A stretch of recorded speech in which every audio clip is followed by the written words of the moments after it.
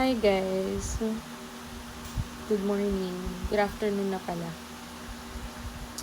Wala lang. Naisip ko lang, ang daming no, ang daming nag-follow tapos i-unfollow ka. Bakit ganun? Ano yung thought process ninyo?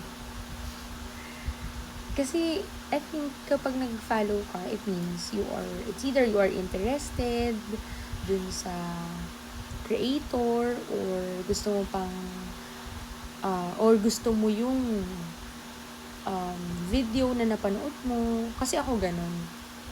So, I'm not sure sa iba. If-follow nila, tapos, may kita mo, i-unfollow ka nila ulit. Para naman tayong magkaibigan yan, tapos nag-away tayo. Ganun ba yan? Anyway, share ko lang sa inyo yung kape ko. My coffee, hindi siya masyadong konti.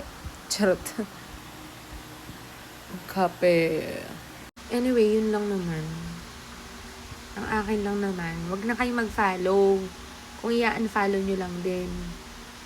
Para kayong mga, lalaki. Charot. Yun lang, bye.